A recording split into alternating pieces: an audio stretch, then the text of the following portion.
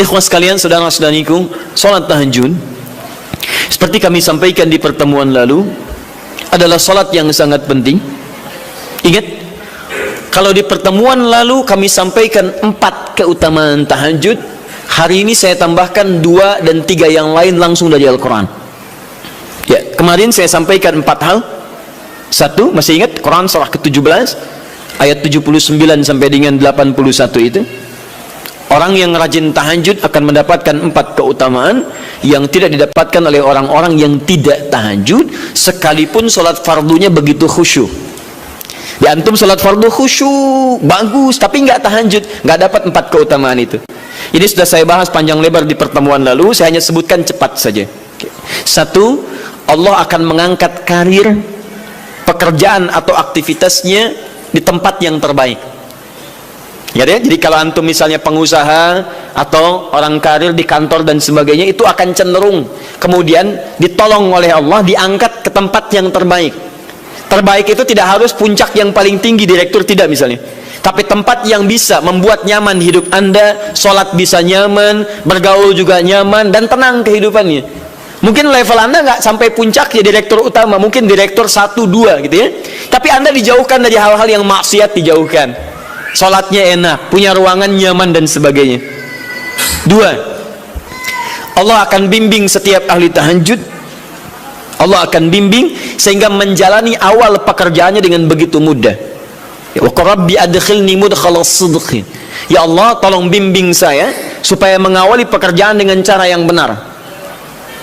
3, awas hati-hati, Anda memang posisi tinggi, sekarang dapat proyek, apakah setiap yang dapat proyek menjalani pekerjaannya dengan benar?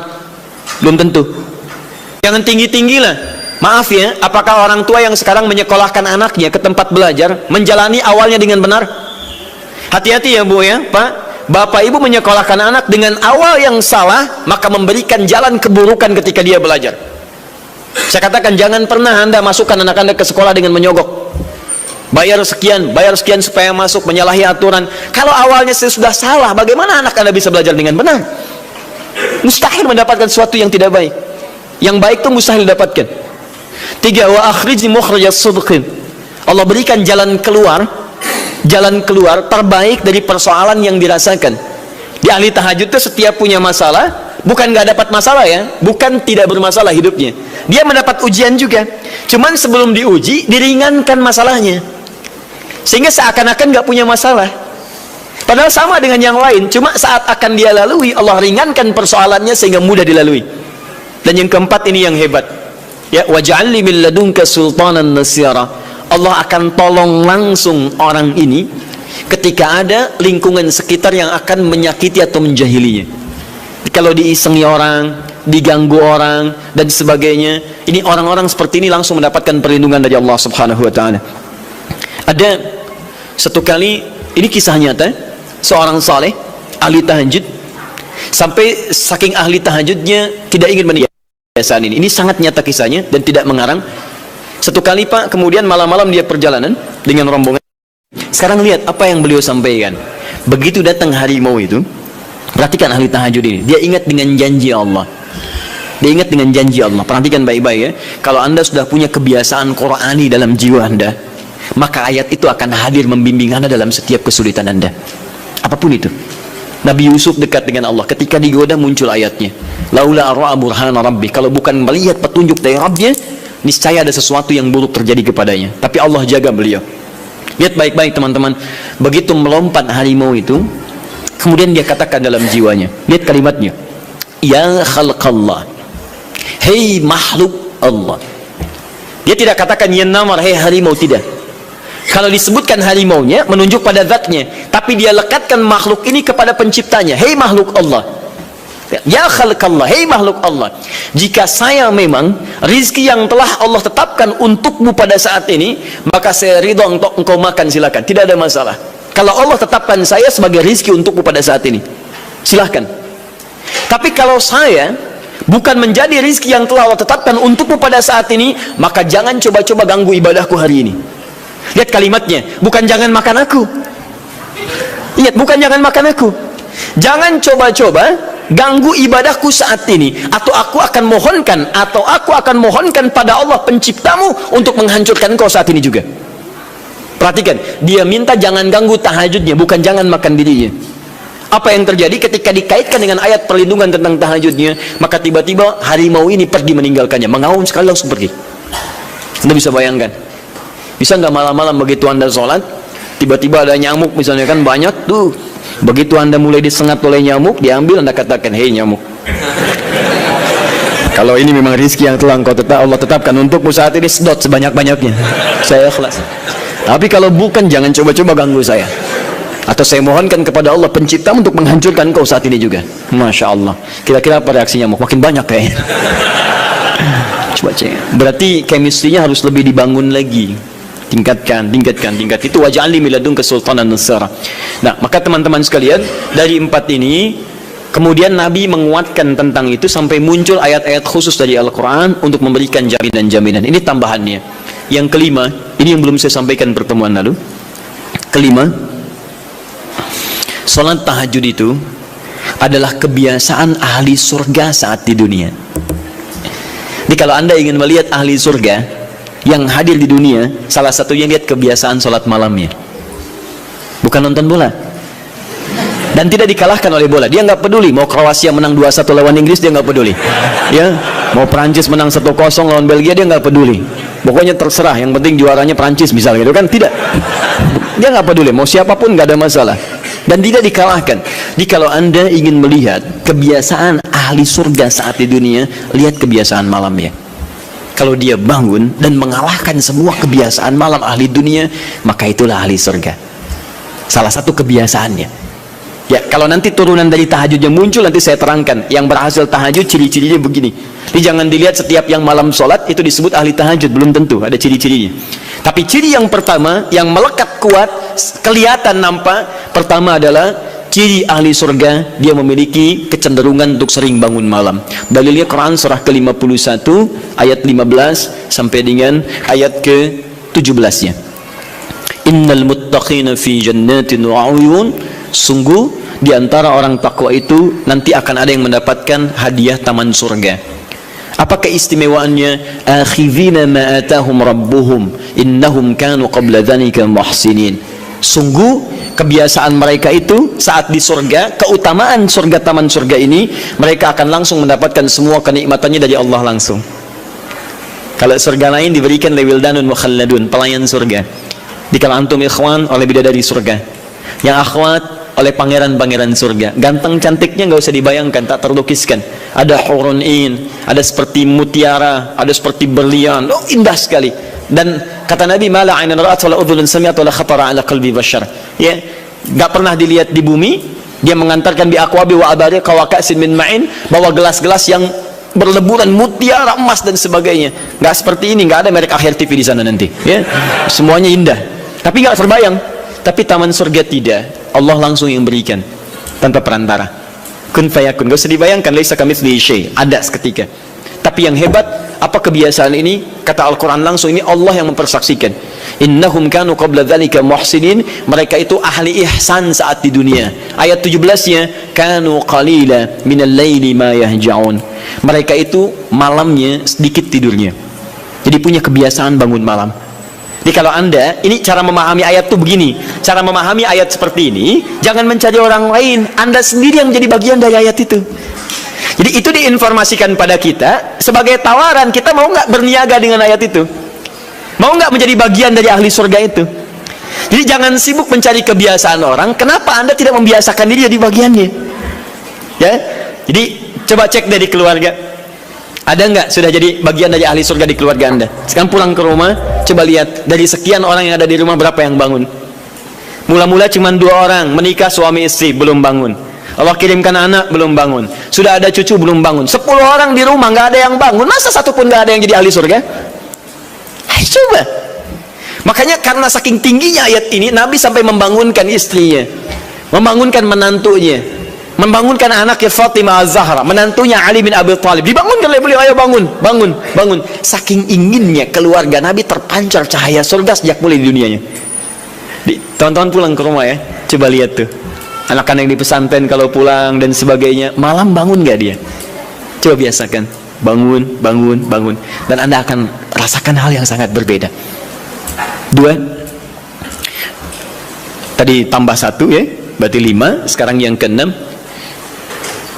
orang-orang yang rajin bangun malam itu orang-orang yang mendapatkan pujian langsung dari Allah Subhanahu wa ta'ala. Jadi kalau Anda ingin melihat orang yang dipuji Allah, itu lihat orang yang sering bangun malam, tahajud. Di antara dalilnya Quran surah ke-32 ayat ke-16, tatajafa junubuhum 'anil madaji' yad'una rabbahum khawfan wa tam'a wa mimma razaqnahum yunfiqun. Setelah kita sujud itu, ayat sajadah Allah terangkan, itu indah sekali kaitannya. Nih, di antara orang sujud ini ada yang lebih hebat lagi. Kalau Anda sholat subuh baca misalnya ayat sajadah sujud, Allah terangkan di antara sifat orang yang rajin sujud ini adalah orang-orang yang rajin tahajud. Tatajafa junubuhum 'anil madaji'. Mereka sering menghindari tempat tidur di malam harinya. Maksudnya apa? Rajin tahajudnya. Ada orang-orang yang dipuji oleh Allah Subhanahu wa ta'ala karena kebiasaan malamnya dia menghindarkan diri dari tempat tidur. Maksudnya bukan nggak tidur, rajin bangun malamnya, rajin bangun malam. Bapak Ibu kurang apa lagi ya? Kalau ada orang dipuji misalnya saat di dunia, presiden memuji seseorang, artinya presiden menyukai dia, artinya presiden menjamin kemudahan baginya. Kalau ada orang yang dipuji Allah, artinya Allah mencintai dia dan menjamin kemudahan dalam kehidupannya. Maka dekati orang-orang seperti ini. Saya sarankan kalau antum punya teman, ikhwan sekalian, sedang mabit misalnya atau tugas dinas keluar, tiba-tiba tengah malam di hotel dia bangun sholat, itu teman terbaik Anda. Saya katakan pada Anda, tandai orang ini dan dekati dia saat di kantor.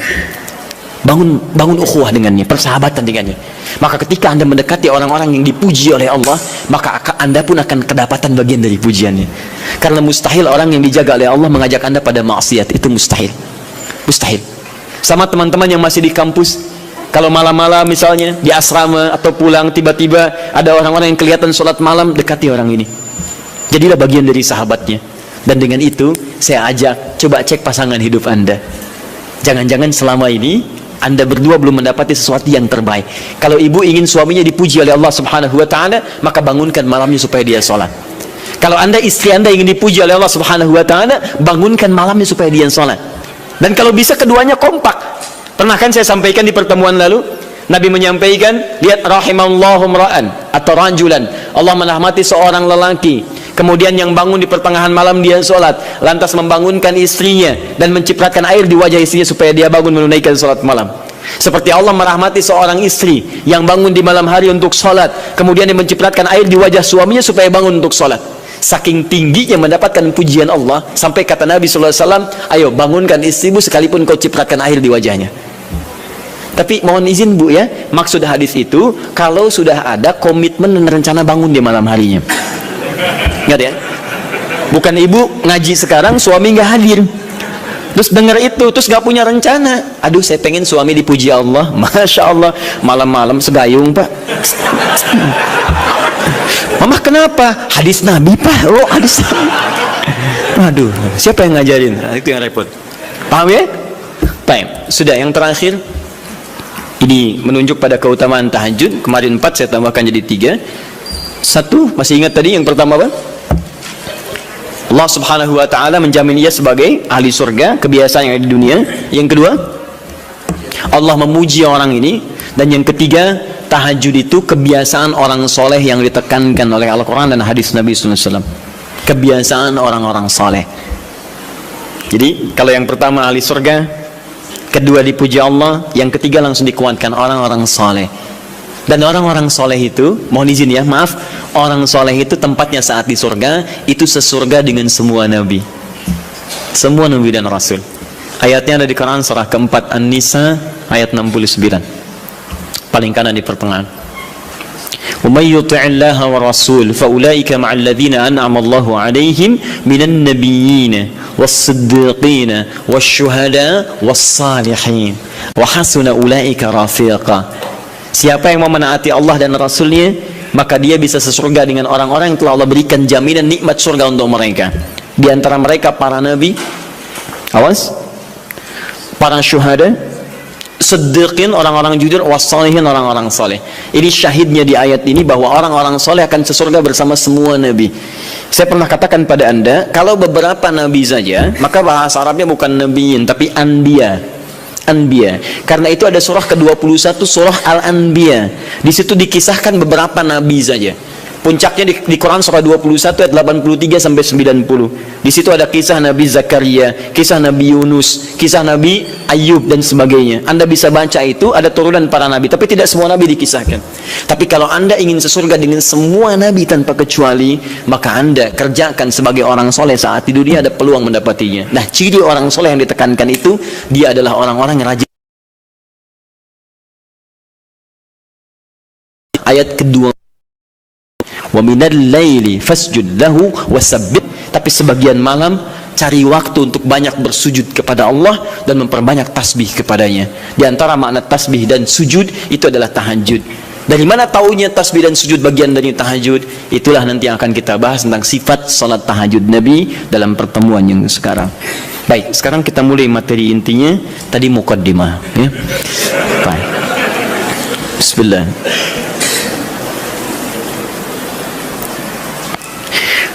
Bismillahirrahmanirrahim. Di pertemuan lalu kita telah bahas tentang jumlah rakaat salat malam. Kemudian di antara rakaat itu kita diberikan pilihan mana yang mau dipilih, silahkan, tidak ada masalah. Mau 11, mau 23, bahkan lebih daripada itu. Sekarang setelah diketahui jumlah rakaatnya, bagaimana cara menunaikannya? Baik.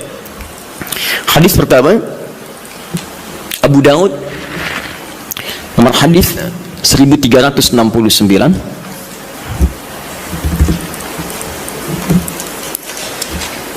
Kita ambil dua hadis dulu barangkali. Bismillah. Satu, hadis riwayat Abu Daud. Masih ingat ya, Abu Daud nama aslinya Sulaiman dari Sijistan, dikenal dengan Sulaiman As-Sijistani. Dia rawinya Ibn Abbas radhiyallahu ta'ala anhuma. Baik.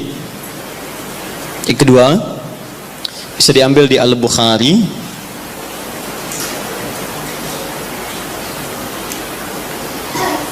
Nomor hadis dari 2008 bisa sampai 2012. Saya kasih jeda ke sini ke 2010-nya. Ini kebiasaan dengan Sayyidah Aisyah, kesini dengan Sayyidina Umar bin Khattab radhiyallahu ta'ala anhu. Tiga, bisa diambil hadis riwayat Muslim, nomor hadis 763. Kita ambil tiga dulu karena waktu kita agak terbatas hari ini.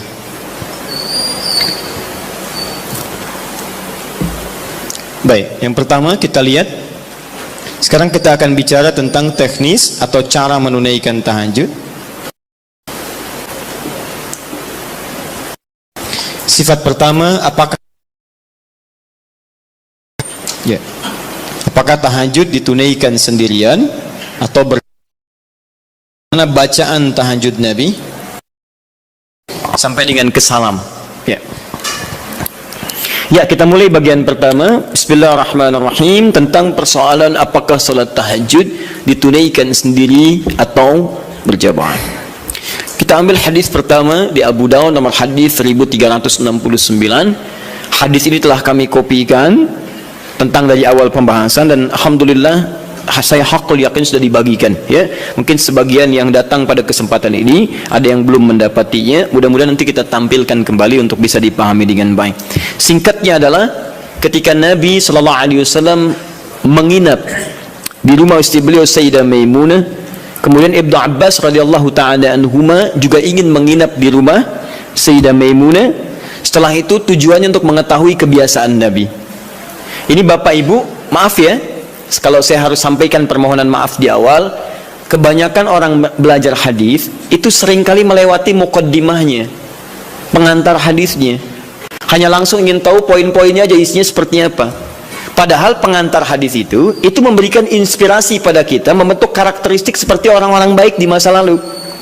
Jadi saya sarankan kepada Anda, kalau Anda belajar hadis, kemudian ingin Anda bahas, ada dua hal penting di hadis itu. Satu sanad, dua matan. Sanad itu adalah singkatnya silsilah periwayat hadis yang meriwayatkan hadis itu sampai pada kita.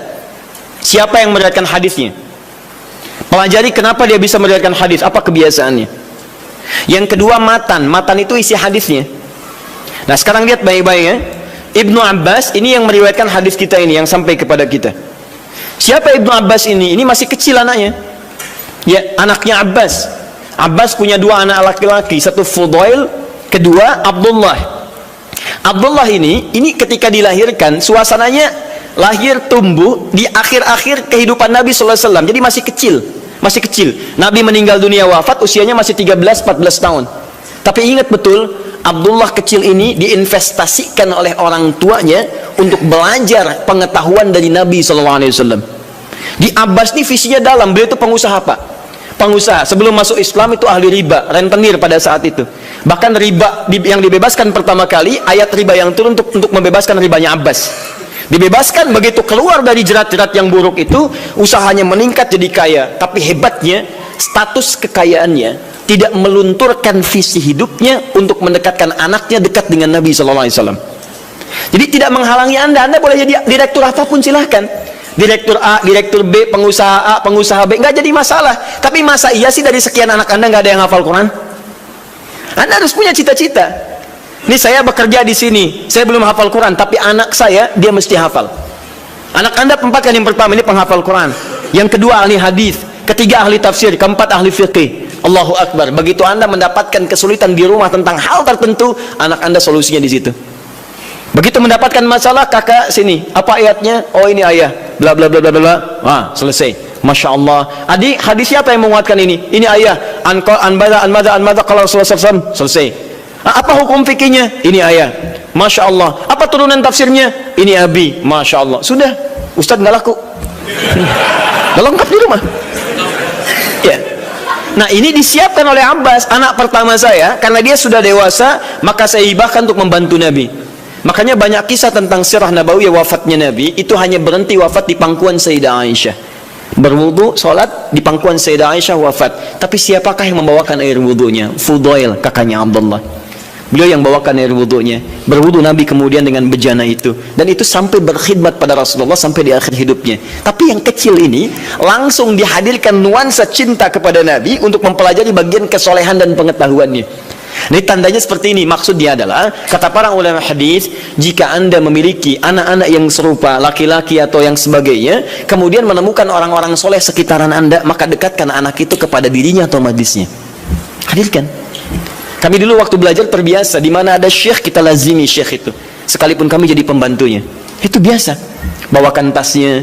Begitu bawakan tas, di jalan kita tanya masalah hukum dan sebagainya. Kadang kami gorengkan makanan untuknya. Begitu digorengkan, selesai dihidangkan, itulah yang hadir dari lisan beliau.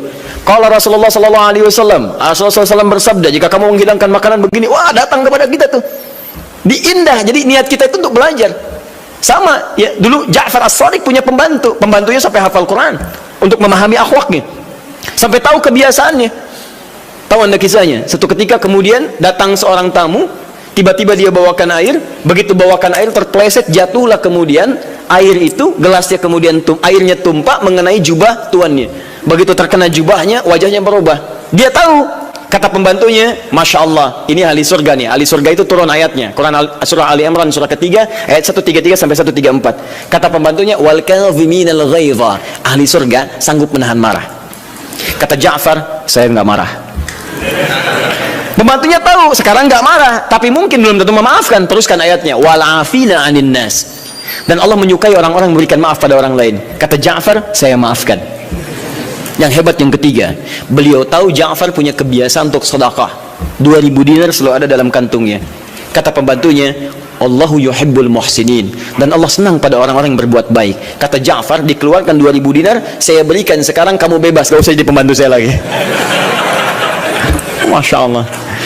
Luar biasa. Dan itu kisah-kisah itu banyak teman-teman. Anda bisa gali kisah-kisah yang bisa menguatkan iman kita. Jangan cuma cari bacaan-bacaan nggak jelas tuh, ngapain main tik-tok nggak ada kerjaan. Itu apa gitu? Saya aja bingung, ada orang sampai ngerjain ini, saya nggak tahu itu apa gitu ya. Cuma lihat di berita kok, kenapa gitu, dan nggak ada faedahnya. Kenapa sih? Kenapa nggak cari tentang kisah-kisah soleh orang dulu, terus praktekkan di rumah, bisa menguatkan iman kita. Nah, salah satunya Ibnu Abbas.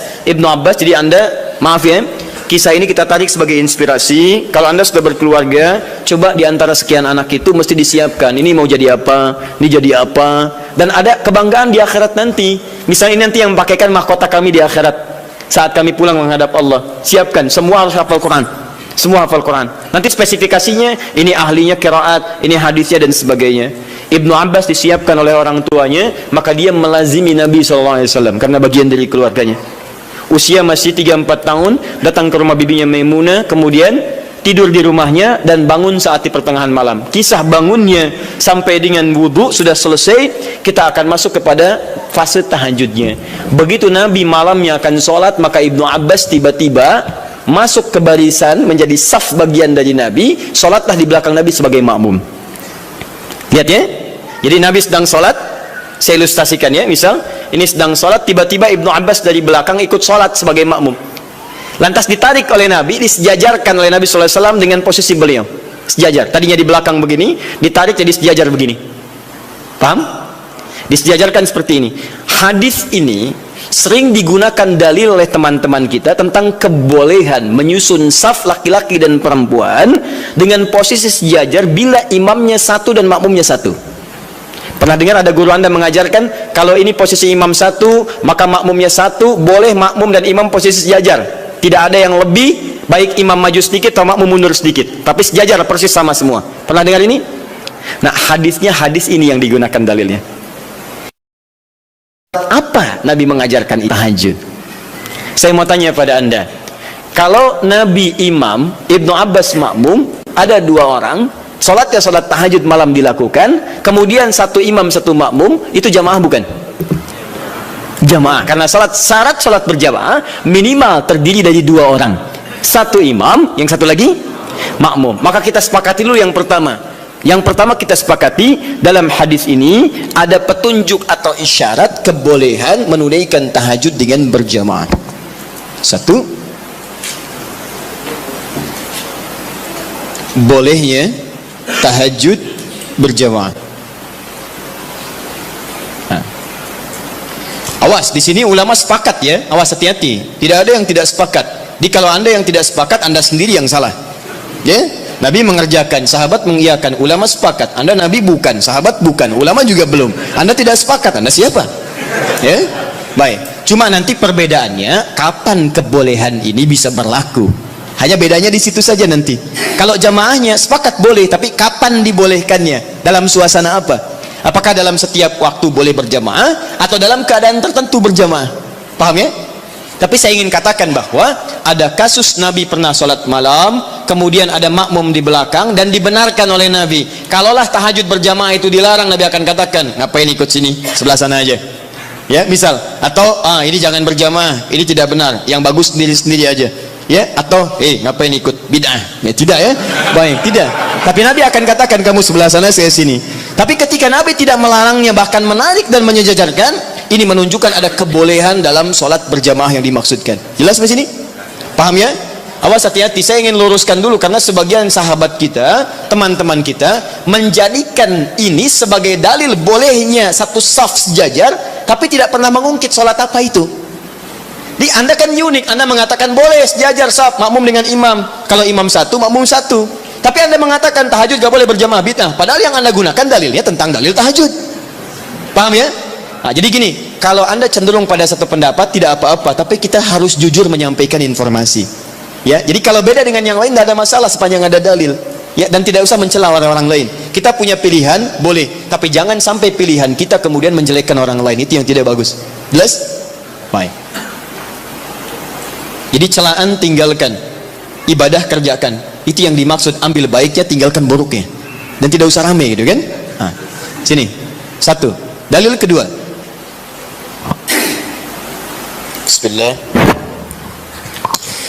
Sayyidah Aisyah radhiyallahu taala anha, diriwayatkan di Al-Bukhari dari nomor hadis 2008 sampai ke 2010-nya. 2012 untuk sahabat Umar bin Khattab radhiyallahu taala anhu. Ja'a ashabu Rasulullah sallallahu alaihi wasallam. Datang beberapa orang sahabat Nabi sallallahu alaihi wasallam. Fahum Abdullah bin Mas'ud radhiyallahu taala anhu, Hudzaifah al-Yamani radhiyallahu taala anhu, wa Ubay bin Ka'ab radhiyallahu taala anhu. Baik, datang beberapa sahabat Nabi sallallahu alaihi wasallam, di antara mereka adalah sahabat Abdullah bin Mas'ud, kemudian Hudzaifah al-Yamani, kemudian Ubay bin Ka'ab radhiyallahu taala anhum jami'an. Fasa'alu Sayyidata Aisyah radhiyallahu taala anha. Mereka bertanya kepada Sayyidah Aisyah, semoga Allah meridai kepada beliau, an sifati salatin Nabi sallallahu alaihi wasallam, tentang sifat salat malamnya Nabi sallallahu alaihi wasallam. Faqalat, maka beliau menyampaikan, riwayatnya cukup panjang ya, maka yazidu fi Ramadan wala fi ghairihi ada 11 rakaat. Ya, sepanjang tinggal di rumah saya, sepanjang bersama saya, perhatikan cara menerjemahkannya. Sepanjang bersama saya perhatikan baik di Ramadan atau di luar Ramadan, beliau tidak pernah lebih dari 11 rakaat. Ya, jadi 11 rakaat di Ramadan, di luar Ramadan 11 rakaat. Tapi tolong catat baik-baik ya, cara menerjemahkannya sepanjang bersama saya.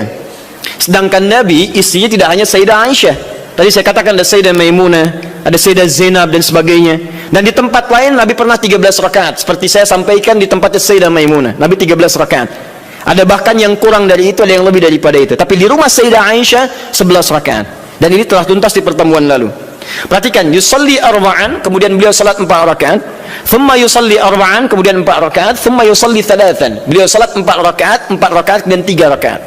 4 3 tambah 4 8 tambah 3 11. Ini seperti kesimpulan di pertemuan lalu, boleh kita menunaikan salat malam dengan 11 rakaat, formulasinya 4 4 3. Kalau Anda ingin 2 ujungnya 1, boleh, hadisnya sudah saya sampaikan. Bahkan masih tertulis di Abu Dawud nomor hadis 1369.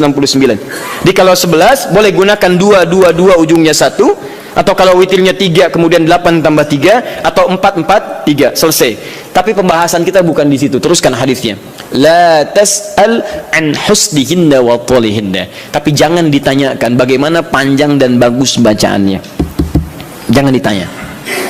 Maka setelah peristiwa itu, beberapa malam kemudian mereka mengikuti Nabi SAW, sholat di belakang Nabi SAW dalam kesempatan sholat malamnya. Dimulai dari Hudzaifah, dimulai dari kemudian Abdullah bin Mas'ud dan yang lainnya. Yang paling menarik, bahkan tersebut nanti di Al-Bukhari, bahkan di hadis Muslim, teman-teman sekalian, indah. Kata Hudzaifah, termasuk Abdullah bin Mas'ud, tidak ada sholat seindah sholat di belakang Nabi SAW. Tidak ada sholat seindah sholat di belakang Nabi SAW. Ini yang mereka kisahkan sholat malam. Kata Abdullah bin Mas'ud, Rasulullah SAW kemudian membaca 100 ayat Al-Baqarah pertama. Saya duga akan selesai, ternyata beliau lanjutkan. Yang paling menarik, lihat, ketika beliau membaca ayat tasbih, maka beliau berhenti bertasbih terlebih dahulu. Ketika membaca ayat doa, maka beliau berhenti berdoa terlebih dahulu. Ketika kemudian sampai pada ayat-ayat perlindungan itu tentang berlindung dari neraka, dari azab dan sebagainya, maka beliau berhenti untuk berlindung kepada Allah dari semua keburukan itu dulu. Anda bisa bayangkan, nanti ketika masuk ke bacaan saya terangkan tentang makna ini. Tapi poinnya adalah, saya mau tanya pertama kali, 3 orang sahabat ini sholat di belakang Nabi dalam kesempatan sholat fardu atau sholat sunnah? Sunnah. Sholat sunnahnya siang atau malam? Malam. Malamnya tahajud atau bukan? Artinya boleh kemudian dalil ini bahkan tersebut di kitab yang sangat sahih, hadisnya sahih, menunjukkan kebolehan menunaikan sholat tahajud secara berjamaah. Paham? Baik. Ini dalil yang kedua. Ini dalil yang kedua. Tapi bagaimana pemahaman ulama dalam menafsirkan kebolehan ini? Karena jangan tafsirkan oleh kita sendiri, rujuk para ulama. Ibnu Majah nomor hadis 233. Innal ulama warathatul anbiya. Sungguh para ulama itu pewaris para nabi. Wa innal anbiya la yurithuna dirhaman wala dinaran walakinnahum yurithuna al-ilma. Sedangkan para nabi tidak pernah mewariskan dinar dan dirham, mereka mewariskan pengetahuan. Artinya, kalau ada ilmu yang pernah disampaikan oleh nabi, maka kita harus merujuk pada pemahaman ulama. Bagaimana mereka menafsirkannya? Paham ya? Awas, dan ulama itu luar biasa. Mereka belajar puluhan tahun. Imam Al-Bukhari itu menulis Sahih Al-Bukhari 16 tahun. Sebagian di Mekah disempurnakan di Madinah. Lalu Anda menyimpulkan dalam 16 jam, mustahil dia. Nah, ini dalil-dalil tadi menunjukkan kebolehan sholat berjamaah. Lantas bagaimana memahami tentang kisah-kisah tadi dalam kebolehan yang dimaksudkan? Maka ulama terbagi pada 2 pendapat utama dari sini. Dan ini yang boleh kemudian kita amalkan dalam kehidupan. 1,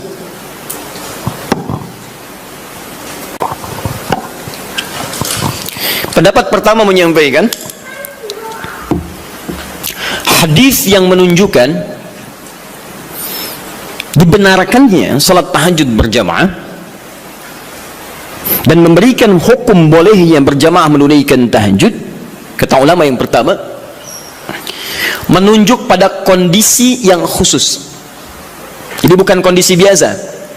Artinya jika kondisi ini ada, maka yang terbaik Anda tunaikan berjamaah. Tapi kalau kondisi dimaksud tidak ditemukan, maka sendirian itu lebih utama. Apa kondisinya? Satu, memberikan tuntunan atau pelajaran bagi orang yang belum terbiasa menunaikan tahajud. Belum biasa dia, ya, belum ada kebiasaan pada dirinya. Ini menunjuk pada hadisnya Ibnu Abbas radhiyallahu taala anhuma. Kan ini baru pertama kali berkunjung kan ke rumah bibinya Sayyidah Maimunah, kemudian tiba-tiba sholat di belakang Nabi, oleh Nabi ditarik, diajarkan bagaimana caranya menunaikan sholat malam, kekhusyuannya dan sebagainya. Jadi kalau Anda misalnya dalam kondisi ingin membimbing orang-orang tertentu, bisa di rumah suami ingin membimbing dengan istri atau membiasakan dengan anak-anak yang belum terbiasa sholat malam, ya, tiba-tiba anak Anda beranjak misalnya jadi semakin dewasa, sudah baligh, Anda ingin bangunkan malam hari, jangan biarkan dia sendiri. Khawatirnya karena belum terbiasa, belum mengerti cara menunaikan sholat malamnya. Paham ya? Tiba-tiba Allahu Akbar, rakaatnya kencang, alhamdulillah sedang tahajud, lama gak keluar bunyinya, lama-lama ketahuan tidur di sejadah gitu kan. Nah, karena belum terbiasa, ya. Allahu Akbar, baca surat, sudah baca surat, ruku Allahu Akbar, begitu sami Allahu liman hamidah, kedengaran dari samping gol, ya, berubah suasana hidupnya. Salatnya ditinggalkan, kemudian langsung update status, itu kan repot juga. Ya, kekinian karena belum terbiasa menunaikannya.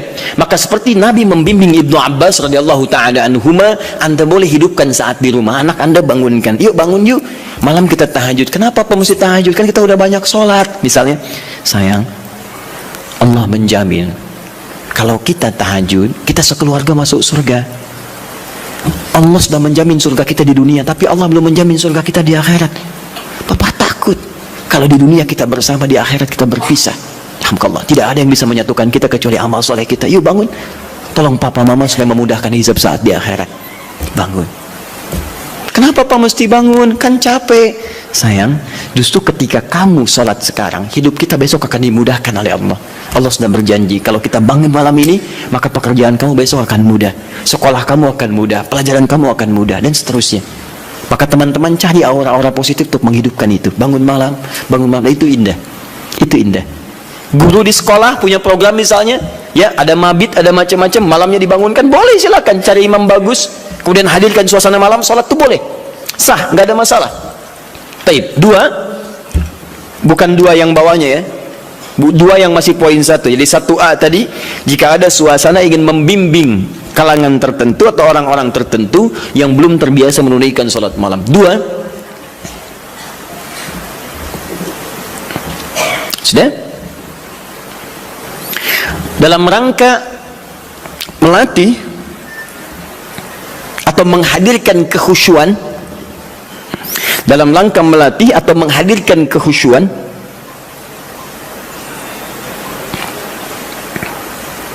juga menyempurnakan hafalan Al-Quran. Melatih, menghadirkan kekhusyuan, juga menyempurnakan hafalan Al-Quran. Ini kebolehan ini diikat pada suasana yang kedua ini. Contohnya tadi peristiwa beberapa sahabat tadi. Ya, mereka biasa salat malam, cuman ingin bertanya bagaimana salat malamnya Nabi, ingin merasakan kehusyuan tersendiri. Dimaksudnya pengalaman itu nanti bisa dibagi dengan sahabat lain ketika mengimami. Visi sahabat begitu Pak, Bu. Di sahabat-sahabat ini kadang ngejar Nabi supaya bisa diamalkan lagi dalam kesempatan lain. Misal Mu'adz bin Jabal itu ngejar Nabi bagaimana sifat salat fardunya. Begitu mendapati kebiasaan Nabi, oh Masya Allah, begitu Mu'adz salat di belakang Nabi, Allahu Akbar, salat isya'nya teman-teman sekalian itu sampai Al-Baqarah 100 ayat, baru kemudian selesai salam. Begitu mendapatkan pengalaman itu, Mu'adz kemudian pergi ke tempat beliau jadi imam. Saat jadi imam, beliau imami persis sama dengan cara mengimami Nabi. Isya'nya Al-Baqarah, rakaat pertama 100 ayat, rakaat kedua 100 ayat yang lainnya. Jadi selesai kemudian salat isya 200 ayat paling minimal. Kadang-kadang selesai ke Al-Baqarah. Begitu lihat makmum ke belakang, mulai berkurang. Kata Muaz, munafik nih orang-orang, nggak mau sholat dengan saya. Karena tanda orang munafik salah satunya adalah malas menunaikan sholat isya dan sholat subuh. Keberatan para sahabat yang disebut munafik oleh Muaz. Kami tidak munafik, diadukan pada Nabi. Begitu diadukan, Muaz dipanggil. Muaz, kenapa? Ya Rasulullah, saya imami mereka sholat malam, sholat isya. Mereka tiba-tiba menghilang. Ada yang lemas, ada yang tidak ikut. Mereka munafik. Bukan kata Anda munafik orang-orang malas sholat isya? Lalu ditanya oleh Nabi, kenapa kalian tidak ikut sholat dengan Muaz? Ya Rasulullah, bukan kami nggak ikut, cuman kepanjangan. Kami udah kerja begini capek, diimamin begini, kami juga capek kan ya? Nah itu zaman Nabi sudah ada. Sudah ada sebagian seperti itu. Maka kata Rasulullah, kenapa Muaz kamu terlampau panjang? Kata Muaz, ya Rasulullah, saya akan ikut Anda. Anda ngingin saya begini, saya praktekkan. Tapi Nabi perhatikan, lebih pintar, karena Allah berikan bimbingan. Ya Muaz, perhatikan baik-baik. Saya baca panjang karena makmum saya itu kamu. Tapi kamu baca panjang, makmum kamu mereka. Tidak sama. Kalimat itu yang di copy paste oleh sahabat Ali bin Abi Thalib ketika kemudian disoal oleh masyarakatnya pada saat itu. Kata rakyatnya, Ali, kenapa pemerintahan kamu banyak masalah? Pemerintahan pada masa Utsman tidak begini. Umar lebih bagus daripada ini. Abu Bakar lebih bagus lagi. Pemerintahan kamu banyak masalah. Kata Ali, waktu Abu Bakar, Umar, Utsman, rakyatnya saya. Tapi waktu saya, rakyatnya kalian. Itu masalahnya. Paham ya? Baik.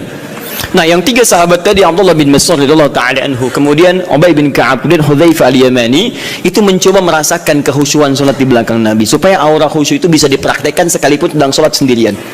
Berapa lama sih salat Nabi itu? Berapa panjang? Penasaran kok disebutkan panjang aja, jangan tanya panjangnya, saya pengen ikut. Berapa lama sih? So, seperti apa bacaannya?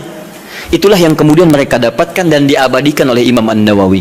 Antum beli kitab At-Tibyan.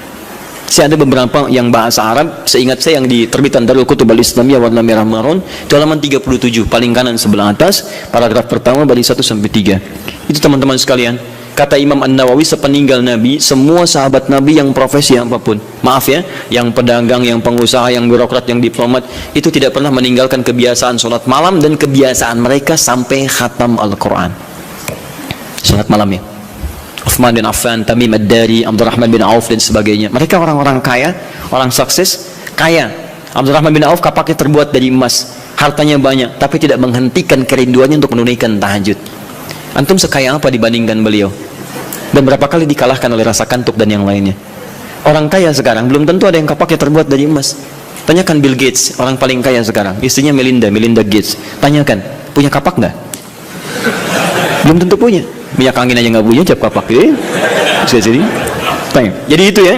Nah, jadi kalau Anda ingin merasakan misalnya kehusyuan, kenikmatan sholat, Anda boleh malam datang, misalnya ada imam yang bagus, bacaannya indah, sehingga beberapa bagian tertentu tercas lagi, ya enak, dapat imam bagus. Seperti saat Ramadan Anda mencari imam yang bagus, itu boleh. Ada kebiasaan-kebiasaan di teman-teman, terutama Masya Allah, anak-anak pesantren Hidayatullah itu. Demi Allah saya katakan, itu diantara kebiasaan mereka pada umumnya tidak pernah meninggalkan tahajud malam, terkhusus malam Jumat. Anak-anak itu tuh yang luar biasa. Jarang diekspos ya, tapi saya sampaikan supaya kita ikuti kebiasaan itu. Antum boleh misalnya satu malam cari waktu, terus imam yang bagus, sholat tiba supaya mendapatkan kehusuan tersendiri, itu sah dilakukan. Seperti para sahabat pernah melakukan. Dalilnya ini hadis sahih, dibenarkan oleh para ulama dan sah hukumnya. Ini kata para ulama yang pertama, dibolehkan sholat tahajud berjamaah dalam konteks ini saja. Ini yang tekstual. Di luar ini, kerjakan masing-masing. Jelas sampai sini? Baik. Yang kedua, berpendapat para ulama, hadis ini menunjukkan kebolehan mutlak berjamaah. Tak perlu diikat oleh kondisi. Artinya kalau mau jamaah, jamaah aja. Kalau enggak, bolehnya mutlak. Kenapa? Karena Nabi pun tidak memberikan petunjuk syarat khusus. Nabi tidak pernah mengatakan, boleh tahajud kalian kalau ada keperluan aja, atau kalau ingin menghadirkan kehusyuan. Kalau tidak ya sudah, nggak usah. Maka ulama yang kedua mengatakan, sepanjang tidak dikhususkan, maka jangan jadikan yang umum itu kemudian ditakhsis jadi hukum umum, jadi hukum khusus. Yang kedua mengatakan, dari sini tahajud boleh mutlak berjamaah. Artinya kalau ingin jamaah, jamaah. Kalau tidak, nggak apa-apa. Paham di sini? Jadi kalau yang pertama mengikat dengan dua kondisi tadi, kalau tidak ada itu nggak usah berjamaah. Kemudian yang kedua mengatakan ingin sendirian boleh, ingin berjamaah boleh, dan bolehnya boleh mutlak. Artinya kalau ingin silahkan, tidak silahkan. Suami istri bangun malam, pengen tahajud berjamaah boleh, silahkan. Pengen masing-masing, nggak ada masalah. Jelas sampai sini? Tidak harus menunggu dua kondisi ini. Kalau ingin bangun bersama-sama, bangun sholat berjamaah, sah hukumnya. Paham? Dan dua hal ini tidak ada pertentangan, masing-masing menghormati satu dengan yang lainnya, hanya menunjukkan beberapa perbedaan saja dari sudut pandang pemahaman kepada dalil. Tapi dua-duanya sepakat bahwa tahajud boleh ditunaikan secara berjamaah. Paham? Baik. Kalau sendirian boleh? Tidak ada perbedaan pendapat di situ. Jadi jangan Anda katakan, bolehkah sholat tahajud sendirian? Terdapat perbedaan pendapat ulama di situ. Anda yang beda di situ. Paham ya? Baik, satu, selesai masalah kita. Ustadz cenderung yang mana? Dua-duanya hampir sama. Apa yang mau didebatkan? Dua-duanya hampir sama. Toh mustahil orang-orang berjamaah kalau nggak ada dua keperluan itu. Silakan cek. Pada umumnya ketika berjamaah kan dua itu. Kalau imma tidak memberikan contoh cara tahajud yang benar, yang kedua ingin mendapatkan kekhusyuan dalam sholat. Hampir tidak ada yang lainnya. Silahkan cek, hampir tidak ada yang lain. Karena itu saya kira ini sedikit bersamaan, hanya beda dalam ungkapan saja. Baik ya? Baik. At-tasmiyah la yughayyirul musamma. Beda nama kadang-kadang tidak menunjukkan perbedaan dari objek yang dibicarakan. Apa bedanya gedang dengan pisang? Sama, beda. Kalau bahasa Indonesia gedang itu, bahasa Sunda pepaya, dengan pisang itu cau. Baik ya. Nah, tapi kalau di Jawa disebut gedang itu pisang. Ya, bendanya sama, menunjuk pada benda yang sama, hanya ungkapan yang berbeda. Baik, masalah kedua. Ini terakhir. Apa bacaan yang biasa dibaca oleh Nabi dalam tahajudnya, terutama surat apa yang beliau biasakan baca? Baik, saya mau mulai dulu. Kalau Al-Fatihah tidak akan saya bahas. Untuk iftitah, pembuka ringan, ada 12 doa iftitah. Iftitah atau istiftah? Iftitah. Baik, satu iftitah, dua istiftah. Satu atau dua yang benar? Yang satu angkat tangan. Yang dua? Anda maunya apa sebetulnya? Satu tidak, dua tidak. Baiklah. Alhamdulillah, hari ini spesial. Tulis sendiri, ngapus sendiri, terangkan sendiri, milih sendiri. Tayyib. Ke atas saja ini. Satu iftitah. Dua istiftah. Ini istiftah. Satu atau dua? Satu yang ini ya. Baik, yang ini benar tidak? Tayyib. Kalau tidak tahu katakan Allahu a'lam. Baik. Dua-duanya benar tulisannya. Betul. Satu iftitah, dua istiftah. Benar tulisannya. Apa perbedaan keduanya? Satu iftitah itu lebih sedikit hurufnya dan lebih pendek bacaannya dibanding istiftah. Tidak percaya baca. Iftitah satu, dua istiftah. Lebih banyak mana hurufnya, satu atau dua? Dua. Panjang mana? Sekarang kita pakai menggunakan ilmu bahasanya, ilmu lughah. Kaidah berkata, ziyadatul mabna tadullu ala ziyadatil ma'na. Ketika hurufnya bertambah, maka menunjukkan maknanya pun lebih luas. Jadi kalau ada huruf lebih panjang, maka maknanya lebih panjang dibandingkan dengan yang hurufnya sedikit. Artinya kalau iftitah itu pembuka yang ringan, singkat, padat. Kalau istiftah, pembuka yang agak panjang, kalimatnya lebih panjang dari yang pertama. Nah, Bapak Ibu sekalian, doa pembuka dalam sholat sebelum Al-Fatihah itu ada 12 jenis, 12 ragam. Ada yang pendek, ada yang panjang. Ada yang pendek, ada a'udzubillahi samil alim minasyaitonir rajim min hamazihi wa nafthihi wa nafthihi. Sudah selesai. Allahu akbar kabira walhamdulillahi katsira subhanallahi bukratan wa asila. Selesai. Awas, hati-hati ya. Nanti kita belum hapus nih. Nanti kalau sudah saya katakan hapus, nanti insyaallah akan dihapus. Khair insyaallah. Semoga Allah ampuni dosanya. Tulis lagi. Baik. Jadi kalau pendek ada Allahu akbar kabira, alhamdulillahi katsira, subhanallahi bukratan wa asila. Ada. Yang panjang ada. Allahumma ba'id baini wa baina khataayaya kama ba'adta bainal masyriqi wal maghrib. Allahumma naqqi minal khataaya, dan seterusnya. Misal ada lagi yang wajjahtu wajhiya lillazi fatara samawati wal ardh, dan seterusnya. Itu panjang. Ya, Allahumma ya Rabb Jibril wa Mikail, itu panjang. Jadi kalau panjang disebutnya istiftah, kalau pendek disebut iftitah. Itu penting dipahami dulu nanti, karena dalam kitab-kitab fiqih kadang disebut iftitah, kadang disebut istiftah. Kita mesti paham.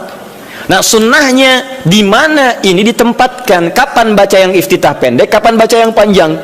Maka saya sampaikan pada Anda, kebiasaan Nabi kalau beliau sholat dalam situasi yang sedang dikejar oleh aktivitas yang lain, misal safar atau kondisi mendesak, maka beliau tidak pernah membaca yang panjang-panjang, singkat. Allahu akbar kabir, alhamdulillah katsira, subhanallah wa wasila, selesai. Kalau Anda baca wajah itu setelah itu artinya dua doa digabungkan jadi satu. Jelas ya? Tayyib. Kalau kemudian Anda bacakan a'udzubillahi samil alim minasyaitonir rajim min hamazati wa nafthihi wa nafthihi, selesai. Pendek, itu yang iftitah. Jadi kalau Anda dalam sholat-sholat di qasar, saat safar, jangan baca yang panjang-panjang. Sholatnya aja di qasar, kenapa iftitahnya dipanjangin? Kadang bahkan nggak dibaca sama sekali. Seperti dalam sholat tarawih, lebih pendek lagi. Ya, jadi dan seterusnya.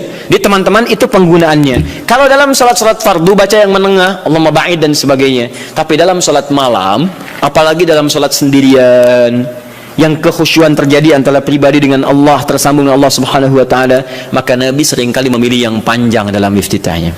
Maka dipilihlah kemudian yang istiftah.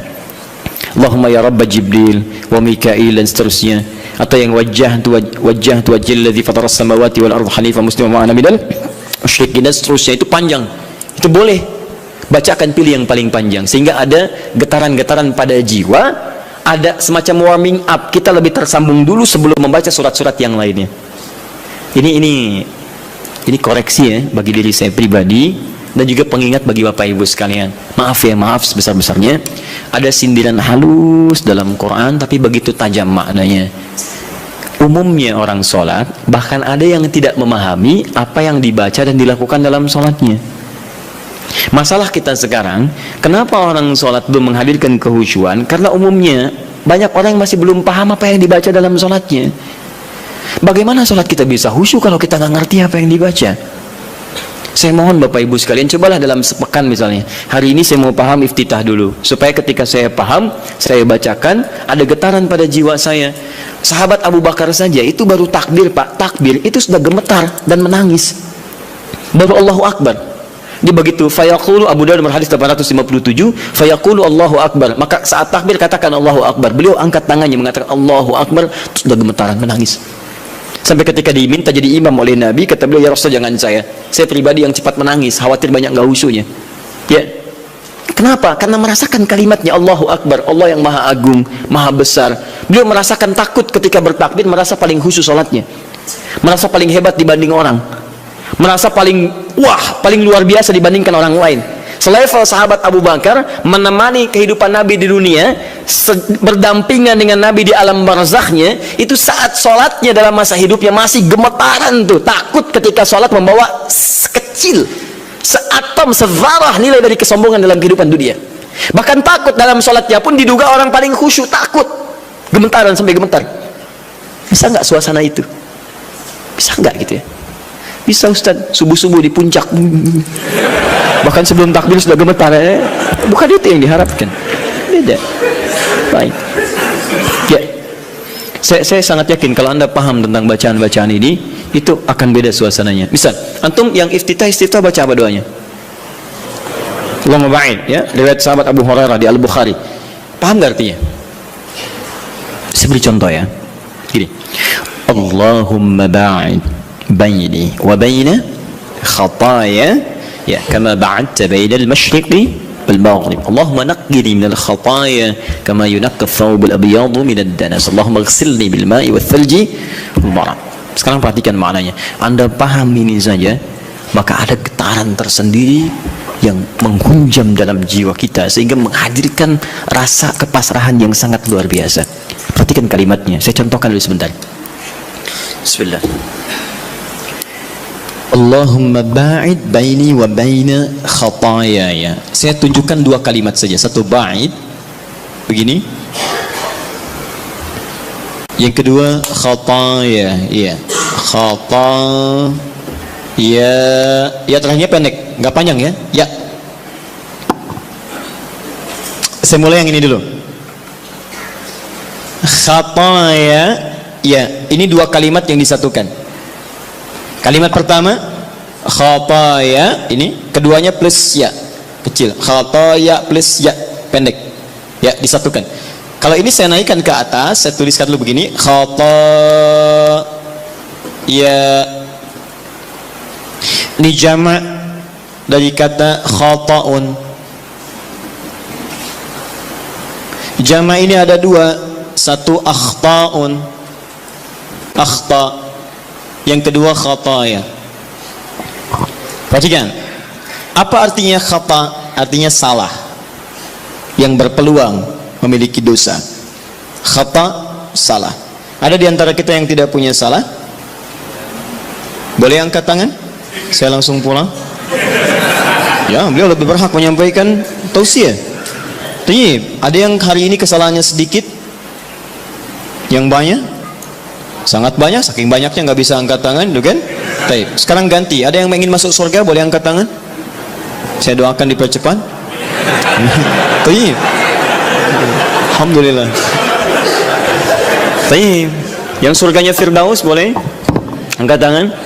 Baik, ini info aja ya, info. Nabi Adam berbuat kesalahan sedikit sekali, sedikit. Nyicipin buah khuldi, keluar dari surga. Antum ngaku salah banyak, pengen masuk. Maka kita harus punya amalan lebih daripada apa yang pernah kita lakukan dari kesalahan. Khata ini salah, sekali salah. Kalau kesalahannya banyak, saya ilustrasikan begini. Kalau ingin mengukur kesalahan, jangan jauh-jauh dulu, tubuh kita dulu. Ini mata nih, mata. Hari ini aja berapa kali salahnya? Salah lihat.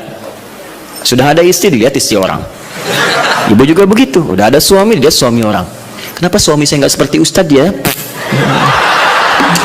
Suami ibu. Ya. Paham ya? Nah, itu baru mata, belum telinga, belum lisan, belum pikiran dan sebagainya. Paham ya? Nah, kalau kesalahannya jadi banyak, tapi masih bisa dihitung, itu akhta namanya. Akhta, salah, tapi masih terhitung. 1, 2, 3, 4, 10. Hari ini 50 salah. Ya Allah, berarti saya harus cari 50 amalan untuk menutup yang salah ini. Salah harus ditutup oleh soleh. Berarti saya harus mengerjakan amal soleh untuk menutup yang salah. Bagaimana caranya? Ingat, cari amalan yang cerdas ya. Cerdas. Yang amalan ringan tapi pahalanya banyak. Kalau kesalahan itu kan 1 kali salah dihitung 1 kan? Tapi kalau amalan kebaikan 1 dihitung berapa? 10. Cari lagi amalan yang berlipat seperti bacaan Quran. Bacaan Quran itu 1 hurufnya 10 kebaikan. Jadi begitu Anda melakukan, tak sadar nih ada kesalahan nih 30 misalnya, begitu Anda baca Quran alif lam mim, yang bukan dosa besar, alif 1 huruf, lam 1 huruf, mim 1 huruf, di hadis Nabi At-Tirmidzi hadis 2910, ya kan? Maka seketika yang kita nggak duga salah itu dihilangkan oleh Allah, hilang. Makanya nggak baca Quran sehari itu rugi. Demi Allah rugi saya katakan, karena dia nggak sadar beberapa kesalahan dia tidak tergugurkan dalam kesehariannya itu. Coba kalau mau hitung-hitung, aduh saya salah 5 nih, berarti harus saya tutup nun, selesai. Bang, itu orang hitungan. Balik sini. Tapi kalau Anda merasa seperti tadi, aduh nggak terhitung nih, banyak kesalahannya, nggak bisa keukur, maka rubah jamaknya menjadi jamaknya yang kathrah, khataya. Jadi ada jam'ul qillah, jama' tapi masih bisa terhitung, ada jam'ul kathrah di ilmu nahwu, jama' tapi sulit untuk dihitung saking banyaknya, banyak. Rubah kalimatnya dari akhta jadi khataya. Paham? Nah, terus Anda ngaku, saya memang mengakui ya Allah banyak salah seperti tadi itu, ngaku banyak, mata salah, telinga salah, kaki salah, semua salah ya Allah, saya ngaku banyak salahnya, amal saya sedikit. Kalau Anda mengakui kesalahannya, tambahkan ya kecil di ujung kalimat khatayanya, maka khataya ya. Jadi kalau kalimat itu disatukan khataya ya, maknanya saya mengakui saya banyak salahnya. Nah, kalau Anda ingin dihapuskan, dijauhkan dari kesalahan itu sejauh-jauhnya, maka sesuatu yang dijauhkan sejauh-jauhnya bahasa Arabnya ba'id. Ada tasydid ba'id, ada pakai alif ba'id. Kalau tasydid begini, ini di ilmu lugah ya, ba'id ada tasydidnya ini. Itu artinya jauhkan tapi masih kelihatan. Wallahi ikhwah, ba'id as-sa'an nih.